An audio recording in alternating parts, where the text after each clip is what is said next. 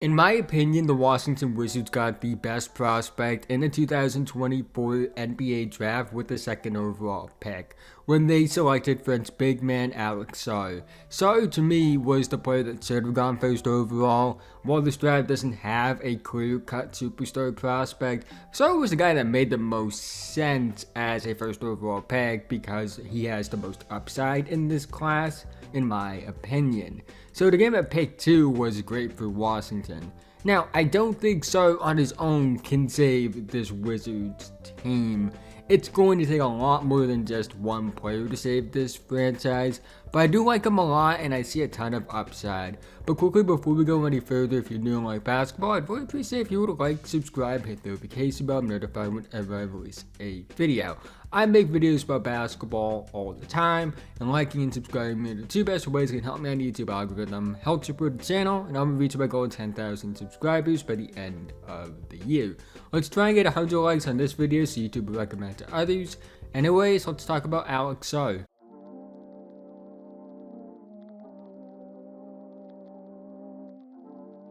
Alex Sarr is a 7'1", 224-pound big forward hybrid with a 7-foot wingspan. What stands out most is his athleticism. He has very fluid movement skills, he's pretty explosive, he runs the floor well. He's in that Chet Holmgren, Evan Mobley class of fluid, tall, freakish movers.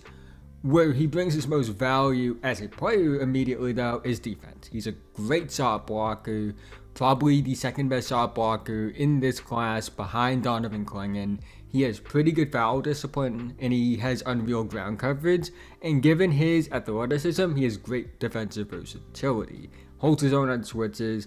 I think he's a guy that can defend 4s and 5s long term, and maybe even some 3s. And I wouldn't say he can defend guards, but he will be able to hold his own when he gets switched onto them. Now, offensively, he brings his most value immediately as a play finisher, someone that can catch lobs, run the floor, be a dump-off guy in the dunker spot, make plays off the roll, simply because of how athletic he is at that height. On top of that, he has some flashes of being able to handle the basketball, shoot it, and pass. Now, he's far from a perfect prospect. While he had those flashes, he needs to expand on them and continue to develop them to actually make it sustainable. He has a solid free throw percentage, and I think the form is at least workable right now. It could use some work, but there is something there. So the potential for him to develop into a solid to good shooter is real, in my opinion. Only time will tell if those shooting flashes become substance. But of the potential skills he has, the one I'm most confident in is his playmaking upside because he makes pretty good reads off the roll. I actually think he's good at it right now, and he has some flashes as a passer in transition. One area I think he needs a lot of work is the frame. He struggles against physicality. It's to an even worse extent than guys like Evan Mobley and Chet Holmgren were as prospect, although to be fair to Sarr, he is a year younger than those guys were as prospects. It is something that I think will work itself out with time and reps, but it is a swing factor for how effective of a player he will be in the NBA. In the short term, I think Sarr will show upside, but it won't always translate to production. I think he plays the 4 to start his career, which is the best case scenario for him early on due to his physicality struggles.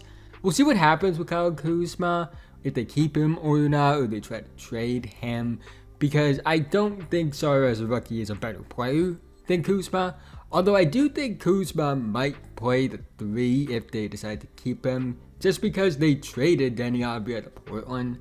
I think the guard play will determine a lot with Sarr's early production. Poole is far from the ideal guard to help a player like Alex Sarr early on, but they have Tyus Jones right now.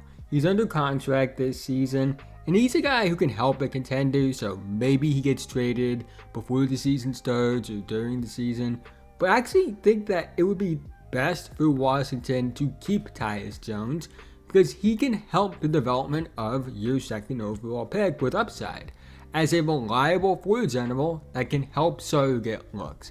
And if the Wizards are as bad as I think they will be, they're going to be picking very high in a potentially loaded 2025 class. And if they miss out on Cooper Flagg, which a front court of Bilal Coulibaly, Cooper Flagg, and Alex Sarr long-term defensively would be insane. Even if they don't get him though, they will potentially be in a spot to get a long-term playmaker next to Sarr, like Nolan Traore or Dylan Harper. I think Bub Carrington can be a solid playmaker for them, but I don't think he's a primary guy, which is why I think they should have taken Isaiah Collier, who in my opinion was the second best player in the 2024 NBA draft in terms of playmaking ability, and one of 2 or 3 guys who I believe had primary or at least lead guard upside in that draft. But they passed on him twice. I don't think Sarr will be super productive as a rookie, not like guys we've seen in recent years, not named Victor Wembanyama because that's an outlier, but Mobley, Chet, Ayton. I don't think he's going to have that kind of rookie season, mainly because he's not as polished as those guys were entering the NBA. But I do see solid production as a play finisher with upside, somebody that has production as being a big athlete that is really hard to contain the open floor, can be a play finisher, and also flashes upside on the perimeter as well, averaging around 10 to 12 points per game, 6 to 8 rebounds per game, 2 assists per game, 1.5 to 2 blocks per game, around 50, 28, 71 splits. I really think the numbers will depend on if the Wizards keep Tyus or not though. Now, Sarr has a decent range of outcomes in my opinion. I think he has a decently high floor as a rotation piece, an athletic big forward that can run the floor, makes the plays defensively, but the inconsistencies could lead him to being more of a bench guy than a starter full time. A player that starts on a bad team, but is more of a 15-minute per game guy on a good team.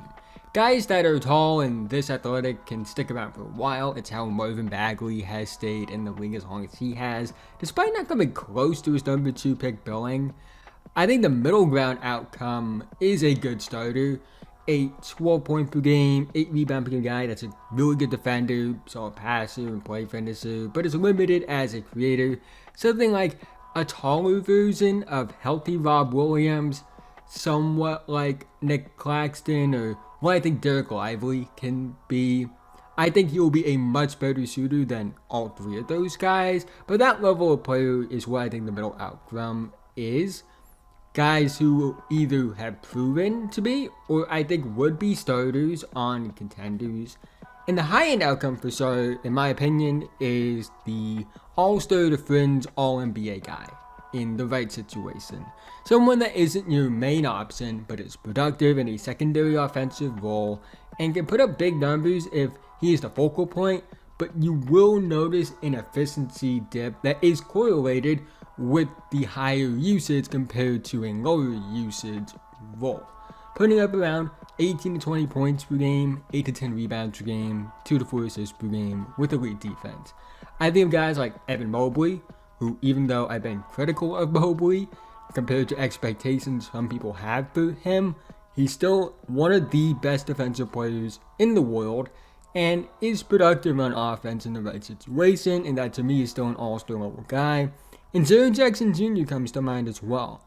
While it's far from a guarantee, I do think the best possible outcome for Sarr looks somewhat like Jaren, but maybe not as physical. Jaren was a physical monster entering the NBA, but a better rebounder and a more disciplined player on both ends of the floor.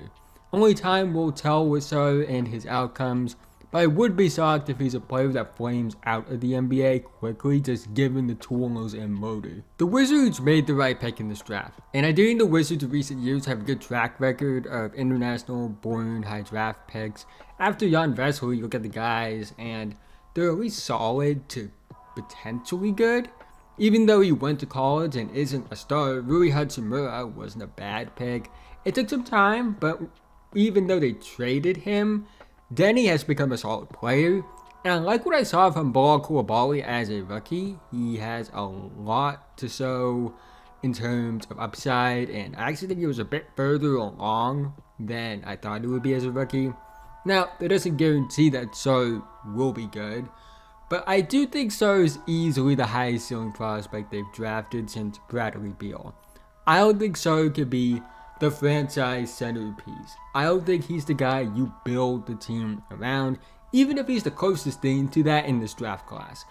But I will say, I still see the potential as a legit star that's a top 3 to 4 option on a contender. How Sarr turns out in the NBA will be determined by a few things: his physical development, how he gets stronger while maintaining his movement skills that made him a high draft pick, how he expands on his offensive flashes, what level can he take his handle and shooting to, and to a certain extent his passing, although I think he's actually pretty good as a passer right now, and how the Wizards build this roster. Having a guard that can run the offense and get Sarr looks, at least early on, having a physical big next to him so he doesn't have to deal with physicality as much. That is something that depends on what position they think Sarr is. If they think he's a 5 long term, it will be more about having a guy that can help him along physically as he develops.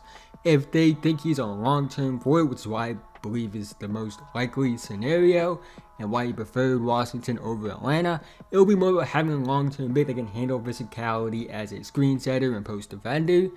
And overall, just having a guy to build around so Sarr isn't forced into a high usage situation. The Wizards have been a joke for basically a decade now, and they finally decided to go full rebuild.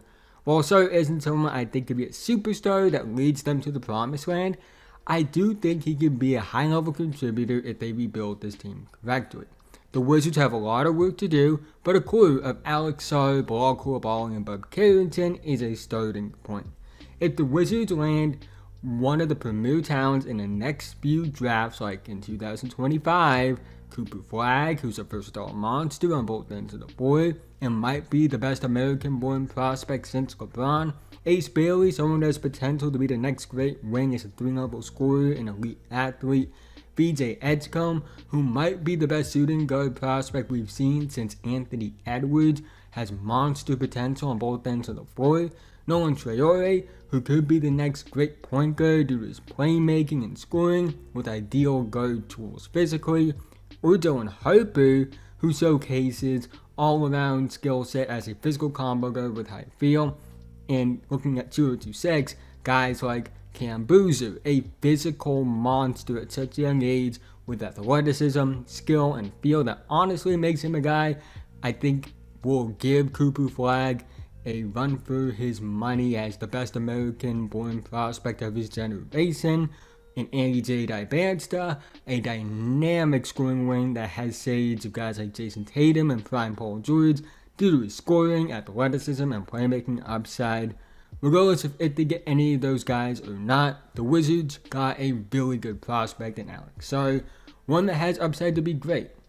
But if he becomes great or not will be determined by how they handle his development and also build this team over the next few years. But that's the end of this video. If you made it to this point, thank you so much. Again, haven't already, like, subscribe, and notification bell notified whenever I release a video. I make videos about basketball all the time, and liking and subscribing are the 2 best ways you can help me out YouTube algorithm, help support the channel, and I'm gonna reach my goal of 10,000 subscribers by the end of the year. Let's try and get 100 likes on this video so YouTube will recommend it to others. Let me know what you think about Alex Sarr. Do you think the Wizards made the right pick? Do you think he was the best prospect in the draft? Should he have gone first overall? How do you think his rookie year will play out? Who do you think will win Rookie of the Year? I'd love to hear all of that in the comment section down below. But with that being said, have a nice day, and I'll see you guys in the next one.